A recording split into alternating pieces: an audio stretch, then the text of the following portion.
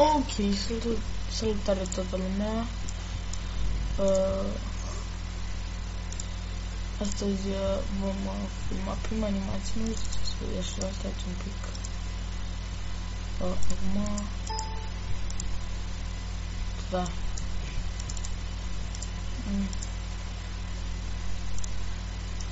Stați un pic, fac altceva. Add. Mă întorc aici. Ok.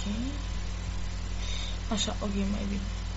Deci, vom veni la prima chestie, prima animație care am făcut-o în Stickies.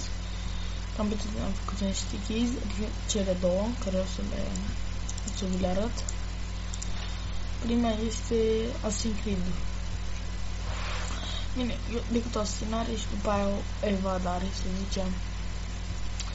Este a doua mea animație făcută de până acum, așa că nu cred că mi-e chiar foarte bine, dar hai să vedem cum e. Da, deci aparentom o să arăt după cranga asta, ăsta e Assassin's Creed, să zicem Ezio sau cum vrei tu, cum vreți voi. Și apoi a sărit pe omul ăsta care stă aici și la un capăt jos, la un jos și a făcut, da? Tot. A doua animație care vreau să vă arăt este Jedi-ul. Să vedem. Să scriem spus tot asta. Tools. Controller. Jedi-ul e destul de mișto. Este vorba despre un om care le ia pe unul, îl împinge și îl aruncă jos. Uitați, și după aia de mână. Împinge ca de jos și dă de mână. Da, și acesta e cam mic, dar nu ce să fac. Data viitoare vreau să vin cu animații mai mari, gen. Dar acum hai să facem primul tutorial din Stickies. Da. Cred default document. Și avem asta, da? Și Windows Frames. Ok, punem Frames. Nu uitați să scot tot ca să vedeți. Deci punem Tools, Frames, Controller. Și dacă mai vreți chestii de astea comandă, da, în rest e ok. Hai să facem, să ne gândim noi ce animație să facem.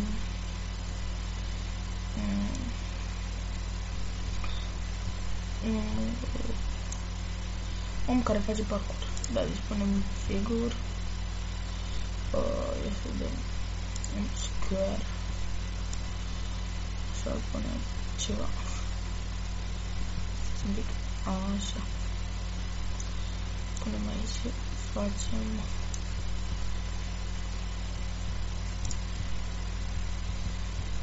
Îl facem sară peste el. Să vedem. Single line. Aici. Îl facem pe om să sară peste el. O să punem pe om aici. Să vedem. Deci trebuie să alerge, da? Deci una. Și apoi punem next frame. Așa va începe. Apoi trebuie să facem așa ceva gen. Apoi next frame. Așa. Și mă așa, să fie mai realist. Așa, mâine așa, să zicem. Nu, asta mai așa și asta așa. Next frame. Încercăm să facem cât mai realist și, da. Facem o grămadă de frame-uri de astea, asta așa, asta așa. Așa. Next frame. Asta așa. Next frame. Apoi când se proptește să sară.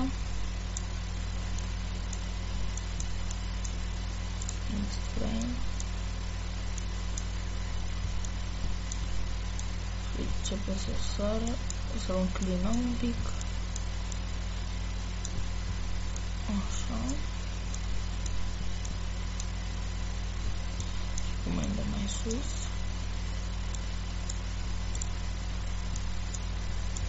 Next frame. Next frame și să fac un front flip aici.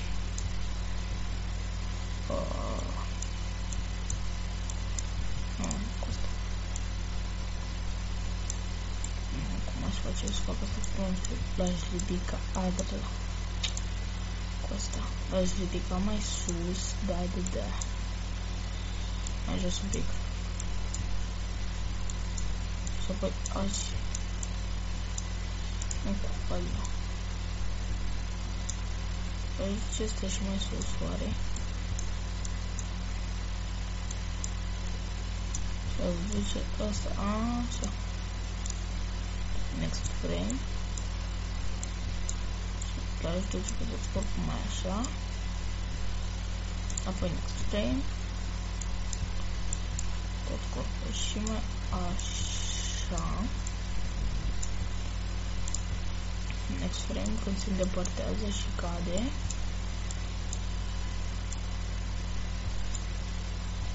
Și asta mai așa. Next frame. Așa.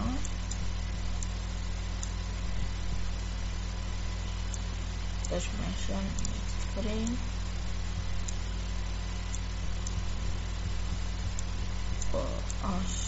Așa să zicem. Next frame. Așa să cade și el complet. Next frame. Încă una mai jos. Next frame și cam așa se face animații. Zic până asta până jos. După aia salvăm cine ieșit. Așa. Next frame. Next frame. Facem normal. Și next frame. Și acum îl dă din mână. Next frame. Next frame. Next frame. Next frame. Next frame. Ia uitați. Sare. Dă din mână. Șmecher. Sare. Ok, deci cam asta e animația și cum o salvăm este foarte simplu. Pur și simplu dăm X și aici o să ne apară save. Dăm save și salvăm unde vrem noi, adică eu vreau pe desktop, pe desktop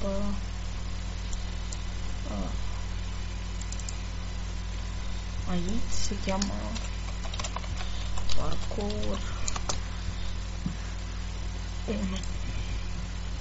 Nu știu dacă se scrie așa Jedi, dar da, ok, deci cam atât a fost cu acest, cum se cheamă, cu acest tutorial, primul meu după acest canal. Sper că v-a plăcut, nu uitați să nu uitați să dați share, subscribe și tot acum. Eu am fost Animation RL13, la revedere!